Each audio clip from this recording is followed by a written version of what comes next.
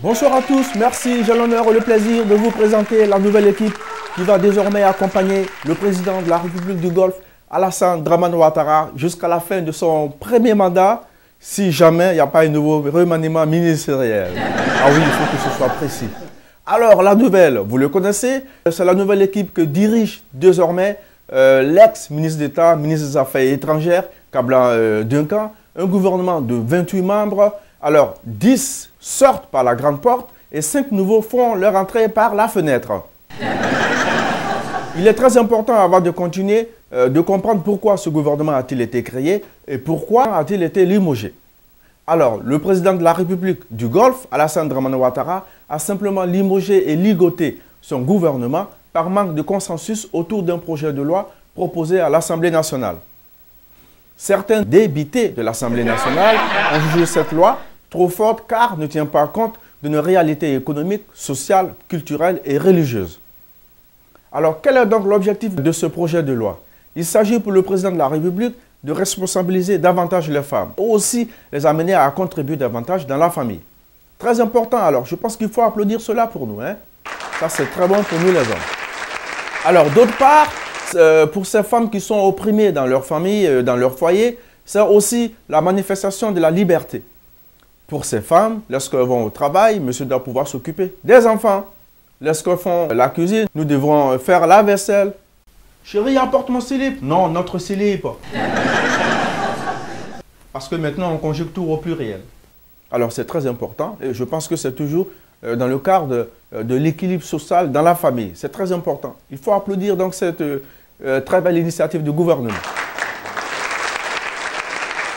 Alors, juste le lendemain, le président convoque un conseil des ministres pour leur porter donc la triste nouvelle. Et c'est le conseil des ministres le plus court dans l'histoire de l'humanité parce que ça n'a fait que 30 secondes. 3 mots. Vous êtes renvoyés.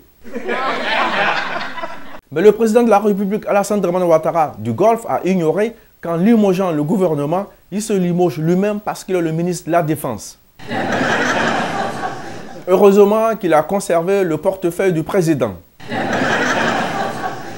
Comme s'il n'avait rien fait, le président de la République embarque dans son avion et se rend à Rome pour aller rencontrer le pape Benoît XVI. À l'aéroport, il est accompagné par le gouvernement expéditif. Regardez un peu l'ambiance qui prévaut à l'aéroport. Ils étaient tous tristes.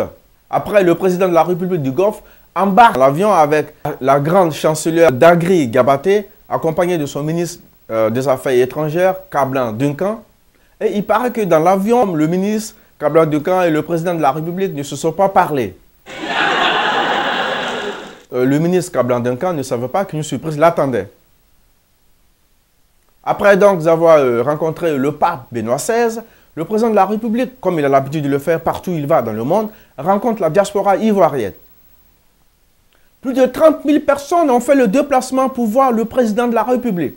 Ils ont tout abandonné pour venir voir le président. Ils étaient très surexcités.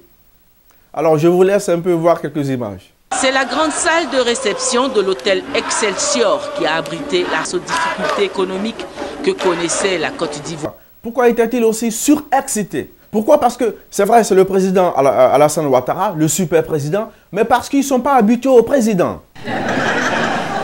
Dans leur pays, il y a un président à titre honorifique. C'est le Premier ministre donc qui dirige le pays. Alors c'était donc la première fois qu'ils voyaient un président. Et surtout qui s'appelle Alassane Dramane Ouattara. Regardez encore dans la salle ce qui s'est passé. Ils ont même déchiré les habits du président. Ils ne s'arrêtent pas là. Ils vont jusqu'à draguer la première dame. Que fait cette main derrière?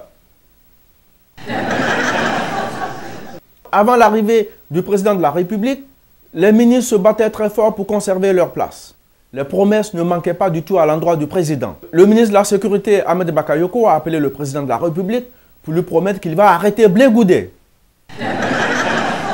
Quant au ministre du Transport, M. Gassimou Touré, il a appelé le président de la République pour lui promettre qu'il va construire un aéroport international flambant neuf dans son village à Bobo-Dioulasso. Pardon, à Ogéné. La ministre de la Salubrité, Anne Oloto, celle qu'on appelle bulldozer, a demandé pardon aux populations victimes des casses dans les quartiers d'Abobo, Agame, Yopougon et même la rue Princesse. Elle est donc allée vers ces populations pour leur demander pardon de revenir. Elle est prête à sortir l'argent de sa poche pour reconstruire les mêmes baraques. Alors, le retour de la prostitution, la vente de la drogue à la rue Princesse. La ministre de la Santé, Dr Raymond Goudou, a effectué le déplacement ici aux États-Unis pour rencontrer Mme Margot des Nations Unies pour parler de la situation des femmes en Côte d'Ivoire. Au cours donc de cette rencontre, tout s'est bien passé et à la fin, elle n'a pas manqué de faire les éloges du président. Suivez. Vous savez ce que le président a dit à mon mari la dernière fois lors du gala? Il y avait du gala de Children of Africa, de la première dame. Dernièrement, on a fait le gala pour la première dame de construire un hôpital mère-enfant à Bingerville. Voilà. Alors donc, le président faisait le tour et puis il arrive à mon mari, je lui présente mon mari et puis il dit « Ah, mais est-ce que tu sais qu'elle nous fatigue ta femme ?» C'est une bonne marque. J'espère que tu ne fatigues pas la maison. Hein. Il a dit non. Mais c'est-à-dire qu'à tel point, je suis tellement accro à mes histoires. Le président, mais it's a good mark. Qu'est-ce que ça a à voir dans la rencontre? Rien du tout. Alors donc, elle voulait attirer l'attention du président. Ce jour-là, il faisait très froid et nous avons travaillé très dur. La charmante et gentille Mme Koïta de la mission de la Côte d'Ivoire nous a offert 50 $ et la somme a été remise à Olivier aux Olives. Mais malheureusement, la monnaie n'est jamais revenue. Et jusqu'ici, je l'appelle et il ne prend jamais le téléphone. Madame la ministre de la Femme et des Enfants va bientôt présenter son discours à la 57e Assemblée générale des Nations Unies. Son Excellence, M. Youssou Bamba, ambassadeur de la Côte d'Ivoire aux Nations Unies, va lui prêter main forte comme il sait le faire. Pendant que Madame la ministre présente son discours, son Excellence, M. Youssou Bamba, se laisse emporter par un sommeil lourd et très profond. Suivez.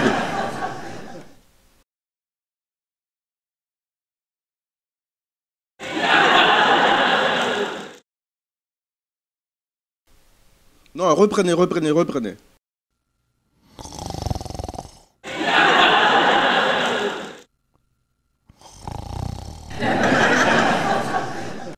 Le caïman ne dort pas, mais le caïman se repose dans l'eau.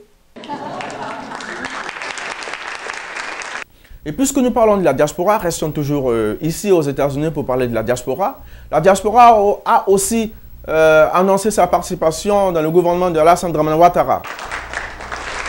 Jacques-Roger Chaud et sa sœur Cissé Stara se sont fait la part belle. Depuis un moment, ils ont changé de ton dans leur émission Jacques-Roger Chaud. Ils font les éloges du président. Suivez. Alors, nous allons aller du côté donc de Boston, Massachusetts, avec Sister Sarah, qui est aussi enseignante. Elle est aussi de la région de l'Ouest. Sister Sarah, allez-y pour votre question. Merci Jacques. Bonjour, monsieur le ministre. Oui, madame Cissé, bonjour. Voilà, alors, je voudrais que vous vous souveniez de mon nom, parce que vous avez dit que si on arrivait à Abidjan, on pouvait vous rencontrer pour discuter. Pour que la secrétaire me laisse traîner au secrétariat comme une mange-mille. Hein. Voilà. D'accord, mais écoutez, venez, faites aussi. Peut-être qu'il faudrait le faire avant d'arriver, parce que comme on se déplace beaucoup, il est important qu'on le sache. Pour que si on est là, on puisse vous recevoir. Si on n'est pas là, quel de nos collaborateurs de niveau élevé puisse vous recevoir. Il n'y a pas de problème. D'accord, monsieur le ministre. J'attendrai que vous soyez là. Merci beaucoup. Alors, la deuxième chose que je voulais dire, c'est que quand vous retournerez en Côte d'Ivoire, je souhaiterais que vous dites au président Ouattara que si Sarah lui dit merci.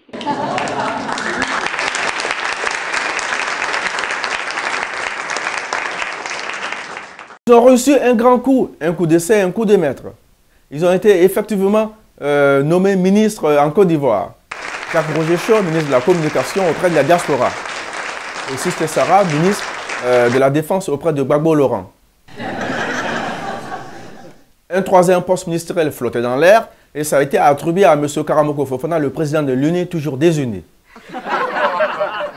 Il a bien contacté Ismaël Cissé, son rival de tous les temps, comme chef de cabinet. Pour prouver au président de la République que tout se passe bien ici aux États-Unis. Avant leur départ, une grande réception a été organisée à l'attention de nos amis. Ils se sont déplacés, ils ont été à Abidjan et ils ont effectivement pris fonction dans leur ministère. Mais ce gouvernement n'a duré que 2 mois. Ils ont tous été licenciés, limogés et ligotés. Ils ne pouvaient plus revenir ici aux États-Unis parce que leur visa avait expiré. Et ils n'avaient pas encore la green card. Malheur pour vous. Jacques Roger Chaud, à partir d'Abidjan, a voulu émettre Jacques Roger Chaud. Et le ministre de la Sécurité lui a dit « Erreur de Gawa ». Ils ont donc pris contact avec leur ami fidèle de tout le temps, celui d'Alain Gallo, pour leur dire qu'ils voudraient aller en Guinée diffuser Jacques Roger Chaud. Et celui d'Alain Gallo leur a dit que la situation est encore plus grave. Parce que Alpha connaît les recherches depuis pendant maintenant 3 ans. Karamoko Fofana, quant à lui, a voulu rester à Abidjan pour attendre la formation d'un 4e gouvernement. Merci à tous. Au revoir.